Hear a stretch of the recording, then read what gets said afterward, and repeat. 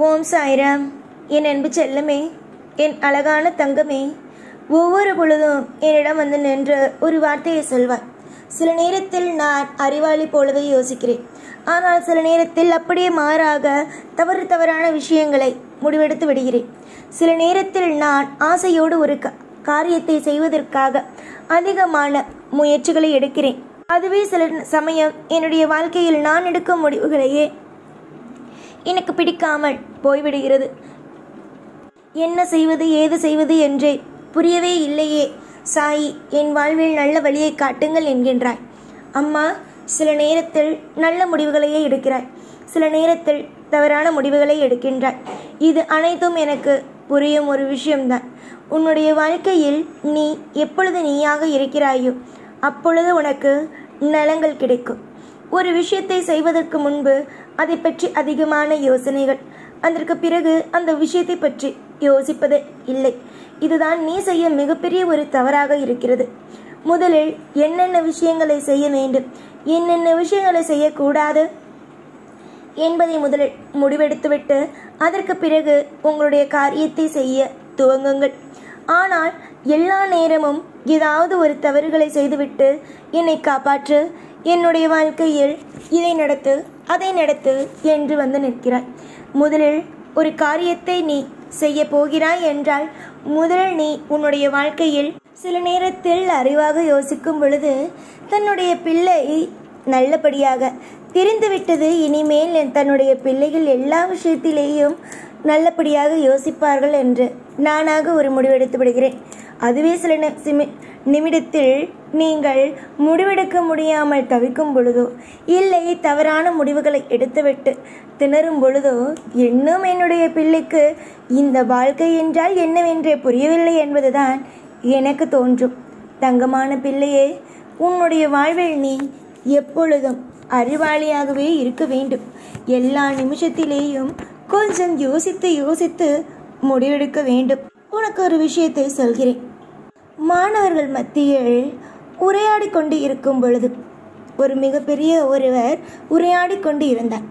அப்பொழுது மாணவர்கள் மத்தியில் உரையாடி கொண்டு இருக்கும் பொழுது 1/2 மணி நேரம் தியானம் செய்தால் 6 மணி நேரம் தூங்குவதற்கு சமம் என்றார் அவர். சற்றென்று எழுந்த மாணவன், அப்படியா, 6 மணி நேரம் தூங்கினால் 1/2 மணி நேரம் தியானம் செய்வதற்கு சமமா என்று கேட்டார். அப்பொழுது அவர் புன்னகையுடன் சொன்னார், முட்டாள் ஒருவன் தியானம் செய்தால் அறிவாளியாக முடியும், ஆனால் அறிவாளி ஒருவன் தூக்கத்தை துவங்கினால் முட்டாளாகி விடுவான் என்றார். உனக்கு புரிந்ததா? புரிந்திருக்கும். தங்கமே, வாழ்க்கையில் எப்படி நீங்கள் யோசிக்கிறீர்களோ அது அப்படியே தான் நடக்கும். நீங்கள் எதை செய்ய வேண்டும், என்ன விஷயத்தை நடத்த வேண்டும் என்று நினைக்கிறீர்களோ அதை நடத்துங்கள். ஒரு விஷயத்தை செய்து ஒரு விஷயத்தை நன்றாக யோசித்து முடிவெடுங்கள். உங்களுடைய வாழ்வில் எதுவாக இருந்தாலும் வாழ்வில் எல்லா நிலையும் ஒரே மாதிரி அமைவதல்ல. எதுவாக இருந்தாலும் வாழ்க்கையை மாற்றலாம். நீ செய்ய போகும் விஷயத்தில் கொஞ்சம் சுதாரிப்பாக இருந்தால் போதும். உன்னுடைய வாழ்க்கையை பத்திரமாக உன்னால் மீட்டெடுக்க முடியும். ஆனால் அதுதான் உனக்கு இன்று வரைக்கும் புரியவில்லை. சில நேரத்தில் அறிவாளி போல யோசிக்கிறாய், சில நேரத்தில் என்ன யோசிக்கிறோம் என்பதை கூட தெரியாமலேயே யோசிக்கிறாய். முதலில் வாழ்க்கையில் என்னென்ன விஷயங்கள் நடக்கிறது, ஏதேது விஷயங்கள் நடக்கிறது என்பதை பற்றி யோசியுங்கள். யோசித்து செயல்பட்டால் வாழ்க்கையில் என்றுமே வெற்றி உங்கள் வசமாய் ஆகும். தொலைந்து போன சில விஷயங்களை பற்றி நினைத்து நினைத்து அழுவதை விட உங்களுடைய வாழ்க்கையில் நீங்கள் நிம்மதியாக இருந்து பாருங்கள். எவ்வளவு பெரிய சகல சௌபாக்கியங்களும் கிடைக்கிறது என்று. ஆளு மாற்றி ஆள். உன்னுடைய வாழ்க்கையில் நிறைய விஷயங்களை ஏதாவது ஒன்றை சொல்லிக்கொண்டு ஏதாவது ஒன்றை உன்னுடைய வாழ்க்கையில் இது தவறு அது தவறு, இந்த விஷயம் தவறு அந்த விஷயம் தவறு என்று சொல்லிக்கொண்டு ஏதாவது ஒரு விஷயத்தை உனக்கு செய்து கொடுத்து கொண்டு தவறான வழிகளை காமித்து கொண்டே இருப்பார்கள். ஆனால் இது எல்லாவற்றுக்கும் நீ வழிவிட்டால் மட்டுமே தான் உண்டு. எதற்கும் நீ உன்னுடைய வாழ்க்கையில் வழிவிட்டு விடாதே. உன்னுடைய வாழ்க்கையில் எதுவாக இருந்தாலும் மாற்றலாம். எதுவுமே மாற்ற முடியாது என்பது கிடையாது. எல்லாமே மாற்றக்கூடியதுதான். நீ கொஞ்சம் யோசித்து செயல்படு. அவசரப்பட்டு வாழ்க்கையில் எந்த ஒரு விஷயத்திலேயும் தவறான முடிவுகளை எடுத்து தவறான திசைக்கு பயணம் செய்து விடாதே. மனதில் எப்பொழுதும் குழப்பங்கள் இருந்து கொண்டேதான் இருக்கும். அதற்காக வாழ்க்கை எல்லாம் வீணாகி போய்விடும் என்று இருக்கிறதா என்ன? வாழ்க்கை என்பது ஒரு நாளும் ஒரு பொழுதும் வீணாக போகாது. கொஞ்சம் யோசித்து சிந்தித்து செயல்படுங்கள். வாழ்க்கையில் எல்லாம் உங்களுக்கு பிடித்ததாகவே அமையும். இன்று உங்களுடைய வாழ்க்கையில் நீங்கள் தோல்வியை சந்திப்பது போல உங்களுக்கு இந்த வாழ்க்கை உங்களுக்கு காட்டலாம்.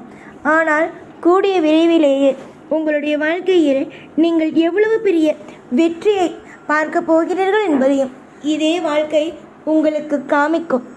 எந்த ஒரு விஷயத்தையும் எந்த ஒரு நொடியையும் போட்டு குழப்பிக்கொண்டு மனதில் வேதனையை வைத்துக்கொண்டு இருக்காதீர்கள். உங்களுடைய வாழ்க்கை உங்கள் கையில் உள்ளது.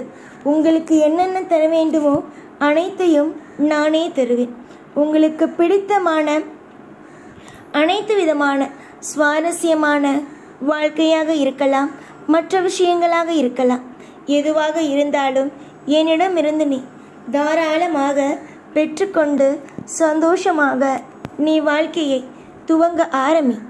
யாரை கண்டும் அஞ்சாதே.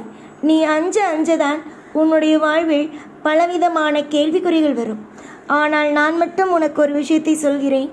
வாழ்க்கையில் எந்த ஒரு நிலையிலும் யாரையும் பார்த்து தலை குனிந்து கை கட்டி தவறு செய்து விட்டது போல நிற்க வேண்டாம்.